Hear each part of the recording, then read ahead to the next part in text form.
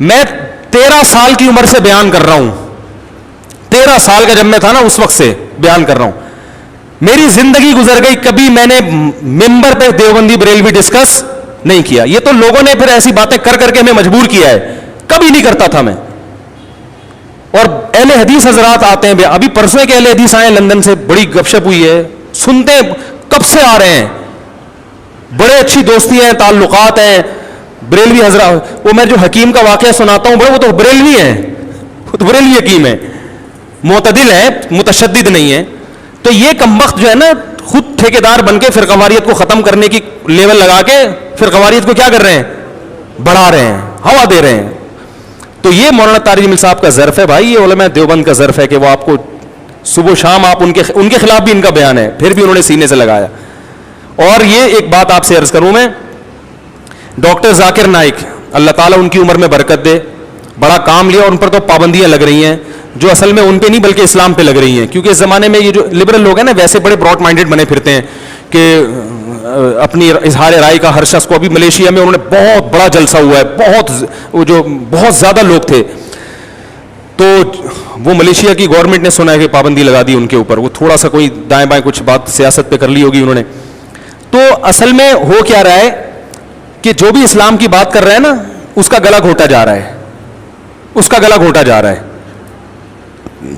Liberal لوگ جو ہیں, لبرل لوگ وہ کہنے کی حد تک یہ کرتے ہیں کہ آزادی ہے, لیکن حقیقت میں اسلام کے علاوہ ہر ایک کو آزادی ہے. اصل بات یہ ہے, اگر یہی ہندو کی تقریر ہوتی کوئی پابندی نہیں لگتی, کسی عیسائی کی ہوتی کوئی پابندی نہیں لگتی, وہ ایک بندہ اسلام کو ڈیفائن کر رہا ہے تو اس پہ پابندیاں لگ رہی ہیں.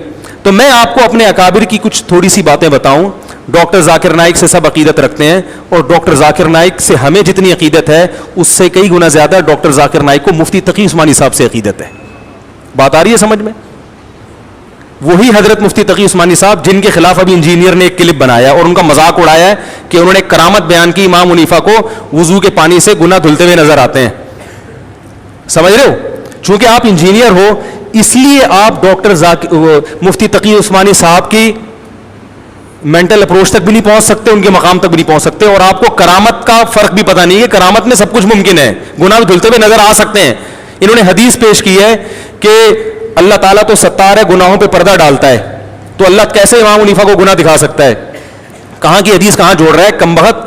یہ تو گراؤنڈ ریئلٹی ہے کہ اللہ اکثر تو گناہ پہ پردہ ڈالتا ہے, لیکن گناہ سے پردہ اٹھتا بھی تو ہے نا. دنیا میں کتنے لوگ ہیں جن کے گناہ فاش ہو جاتے ہیں. تو اللہ نے اگر اپنے کسی بندے کے سامنے اس کو فاش کر دیا تو یہ نہ قرآن کے خلاف اور نہ حدیث کے خلاف ہے. اکثر تو ایسا ہی ہوتا ہے, لیکن کبھی کبھار اللہ اس عادت کے خلاف. اور اللہ نے بھی ایسے شخص پر پردہ اٹھایا جس کے بارے میں اللہ کو پتا ہے کہ وہ دوسروں کے سامنے نہیں بیان کرے گا. تو کرامت میں سب کچھ ممکن ہے. تو حضرت مفتی تقی عثمانی صاحب نے امام حنیفہ کی کرامت بیان کی, جس کرامت کو لکھنے والے بڑے مستند علماء ہیں. تو یا تو ان مستند علماء کا مذاق اڑاتا, لیکن مذاق کس کا اڑایا جا رہا ہے؟ مفتی تقی عثمانی صاحب کا. کیوں؟ ان کو دیوبندی سمجھا جاتا ہے, وہ علماء دیوبند کے سروں کے تاج سمجھے جاتے ہیں. پتہ یہ چلا کہ آپ کو ایک مخصوص مسلک سے بیر ہے, ٹھیک ہے نا, ورنہ آپ فضائل صدقات کا مذاق نہ اڑاتے. فضائل اعمال اور فضائل صدقات میں جو واقعات جن کتابوں کے ریفرنس ہیں ان کتابوں کے مؤلفین کا مذاق اڑانا چاہیے آپ کو, اور ان مؤلفین میں بڑے بڑے محدثین ہیں, لہذا آپ ان کا مذاق اڑانے کے لیے تیار نہیں. آپ پی گئے وہ سب, ڈال کس پہ دیا؟ شیخ الحدیث مولانا زکریہ. یہ باتیں اگر میں سامنے انجینئر کے بیٹھوں اور میرا لائیو کیمرہ ریکارڈنگ کر رہا ہو تو میں اس کے علاوہ اس سے بھی خطرناک باتیں سینے میں لے کے بیٹھا ہوا ہوں, لیکن وہ سامنے بیٹھنے کے لیے تیار اسی وجہ سے نہیں ہے. بلکہ یہ جو کہتے ہیں نا آزاد سوال, اس نے بندہ بٹھایا ہوا اپنا چمچا کہ میں جو کہہ رہا ہوں وہ پوچھنا, اس کے علاوہ کچھ اور پوچھنے کی اجازت نہیں ہے. بات آ رہی ہے سمجھ؟ منع کیا بھائی یہ نہیں پوچھ لینا. مثلاً کیا کیا پابندی لگائی ہوئی ہے نہیں پوچھنا, یہ میں بتا دوں. اس نے یہ کہا ہوا ہے کہ مفتی طارق مسعود صاحب نے ایک سوال میں نے بتایا تھا کہ حضرت حسن رضی اللہ تعالیٰ عنہ نے بہت ساری شادیاں کی ہیں, بہت ساری, 100 سے اوپر روایتیں ملتی ہیں. تو اس نے فوراً میں, اور اس کی میں نے ریزن بھی بیان کی تھی, جو الزام ان پہ لگتا ہے اس کو پورا ڈیفائن کیا تھا کہ یہ کوئی توہین نہیں ہے, وہ وجہ کیا تھی ان شادیوں کی وہ بھی بیان کی تھی پوری ڈیٹیل سے. اس نے فوراً میرے خلاف کلپ تیار کیا, میرا مذاق اڑایا, اہل بیت کا دشمن, اور ان کو تو حدیثوں کا نہیں پتا اور کسی حدیث کی کتاب میں نہیں ہے. پھر اس نے اپنے ایک بیان میں کہا مصنف ابن شیبہ حدیث کی کتاب ہے جس میں یہ روایتیں ہیں, تو اسی میں حضرت حسن کی شادیوں والی روایتیں بھی ایک طرف کہہ رہا ہے کسی حدیث کی کتاب میں نہیں ہے, حالانکہ یہ تو شیعوں نے لکھا ہے, شیعوں کی تاریخی کتابوں میں یہ سب چیزیں ملتی ہیں.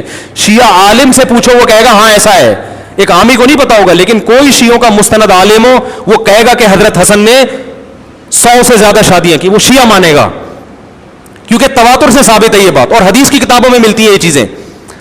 اس سوال کا جواب سامنے جو چمچا بیٹھا ہوا ہے اس کو یہ سوال پوچھنے کی اجازت بولو بھائی نہیں ہے. دوسرا سوال, اس نے کہا کہ رفع الیدین نہ کرنے کی جو حدیث ہے ترمذی میں عبداللہ ابن مسعود رضی اللہ عنہ والی, وہ ضعیف ہے دو وجہ سے. ایک اس لیے کہ عبداللہ بن مبارک نے اس کو ضعیف کہا, دوسرا اس لیے کہ سفیان ثوری کی تدلیس ہے, وہ مدلس عن سے روایت کر رہے ہیں. اس کا جواب میں دے چکا ہوں کہ عبداللہ بن مبارک نے اس کو ضعیف نہیں کہا. ترمذی کا صفحہ ذرا غور سے پڑھ لے تو عبداللہ بن مسعود سے دوسری جو روایت ہے اس کو ضعیف کہا ہے, وہ والی اس نے اس کھاتے میں ڈال دی ہے. سمجھ رہے ہیں؟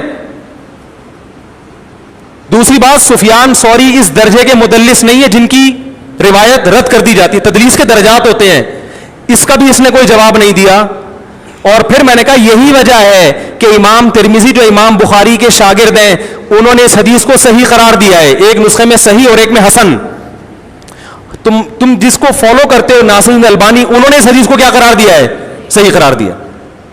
پی گیا. سامنے جو چمچا بیٹھا ہے اسے اجازت نہیں ہے کہ 1 سال ہو گیا میرا یہ جواب دیے ہوئے, لیکن چمچے کو اجازت نہیں ہے کہ 1 سال سے میرا یہ سوال گھوم رہا ہے, اجازت نہیں ہے کہ یہ والا سوال مجھ سے بولو بھائی پوچھ لو. ٹھیک ہے نا؟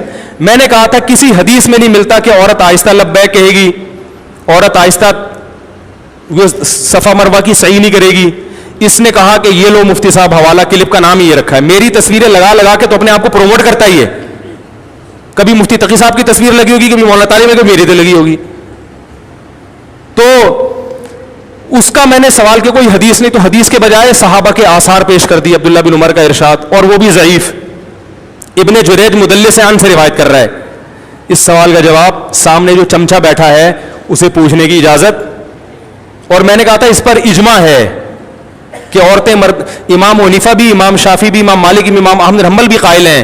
چاروں فقہ کی, چاروں ائمہ سے جو تواتر سے جو ان کی کتابوں میں نقل چلا آ رہا ہے وہ یہی ہے کہ عورت سمٹ کے نماز پڑھے گی. اجماع خود ایک دلیل ہوتی ہے, اجماع امت خود کیا ہے؟ ایک دلیل ہے. اس کا جواب یہ دیا کہ دیوبندی بریلیوں کا اجماع ہے.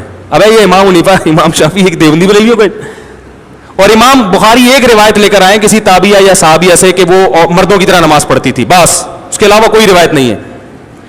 اب دیکھو امام بخاری کے الفاظ کہ وہ مردوں کی طرح پڑھتی تھی, اس سے پتہ چلا کہ اس زمانے میں عورتیں اور مردوں کی نمازیں الگ الگ تھیں. خود اتنی سینس ہوتی نا انجینئر میں, جو جس کو اللہ نے پنکھے ٹھیک کرنے کے لیے پیدا کیا ہے,